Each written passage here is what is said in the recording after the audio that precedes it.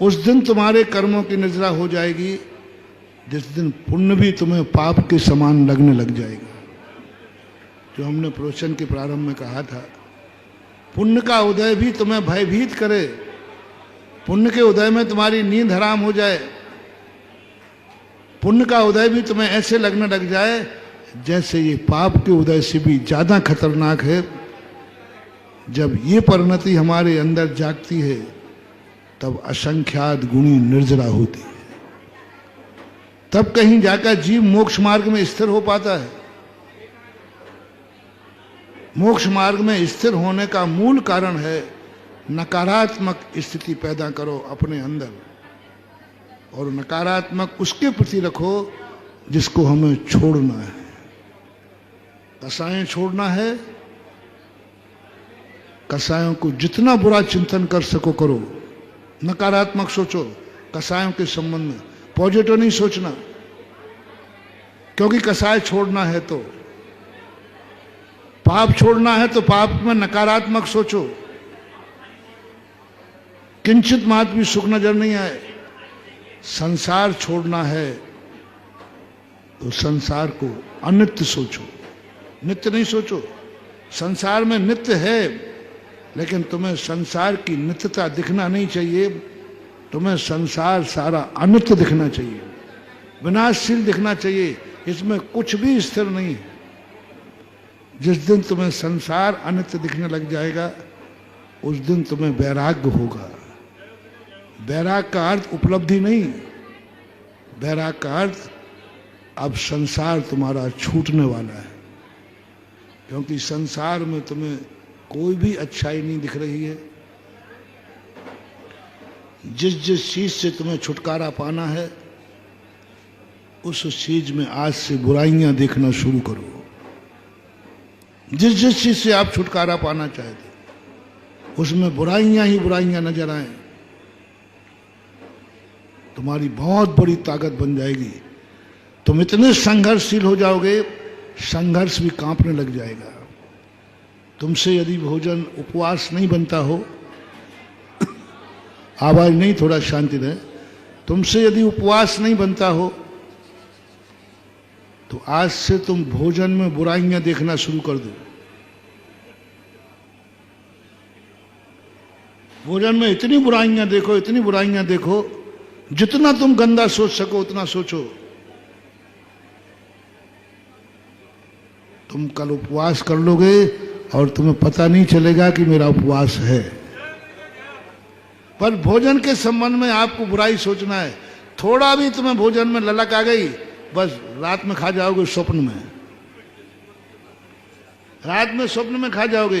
तुम्हें सोचना है भोजन की बुराई, जितनी बुराई हो, भोजन में कितनी बुराइयां हैं, भोजन में कितने अनर्थ हैं, भोजन कितने पापों से बनता है, ये सारी चीजों के ऊपर तुम विचार करो, आपको उपवास करने की शक्ति आ जाएगी,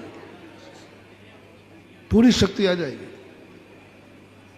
आपको ठंड सहन करना बताऊं? ठंड सहन करना बताऊं? बहुत अच्छा उपाय बताऊं। रजाई की बुराइयां करना शुरू कर दो।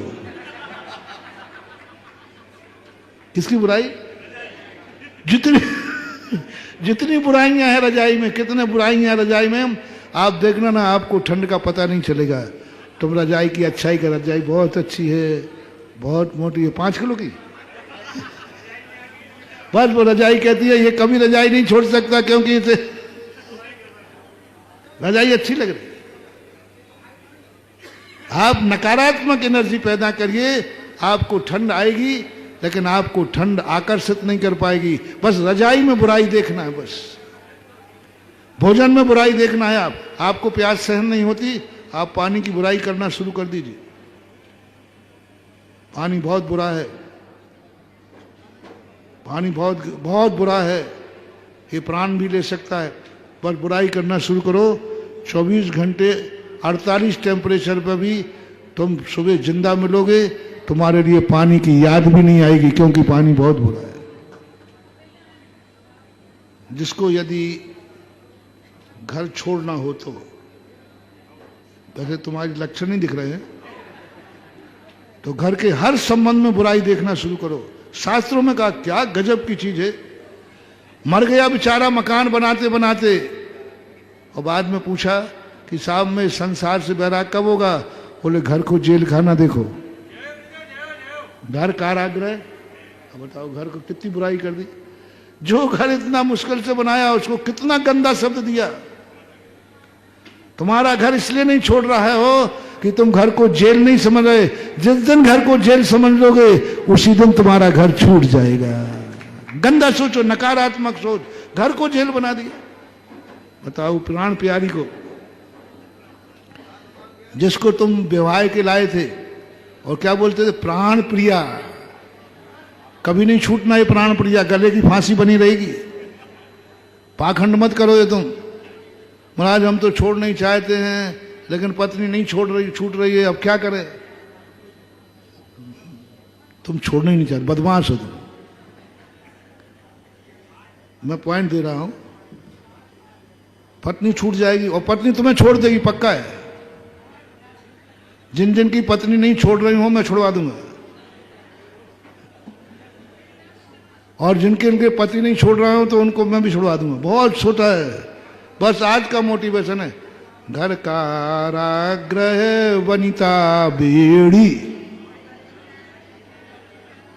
क्या बना देना है? बस उसको जब भी देखो ये बेड़ी है, ये बेड़ी है, ये बेड़ी है, और वो कहता है ये बेड़ा है। 6 महीने कर लो, दोनों अपने आप छोड़ करके आओगे महाराज जी अब तो हमें आप साथ ही में रख लो, हमें संसार में नहीं रहना है। तुम तो कहते हो प्राण प्रिया, आप कैसे छूटेगी वो? क्या नकारात्मक सोच दिया। पत्नी को बेड़ी बना दिया, संगिनी को बेड़ी बना दिया, धर्मांगिनी को बेड़ी बना दिया। सारी दुनिया कहती है अर्धांगिनी, सारी दुनिया क्या कहती है? अर्धांगिनी। और बैरागी कहा नकारात्मक सोचो। अर्धांगिनी कहते रहोगे तुम्हारा आधा कब्जा किए रहेगी वो। नकारात्मक सोचो, बेड़ी है। और यदि ये सोचने के बाद आज ऋषभदेव, आज 6 महीने बाद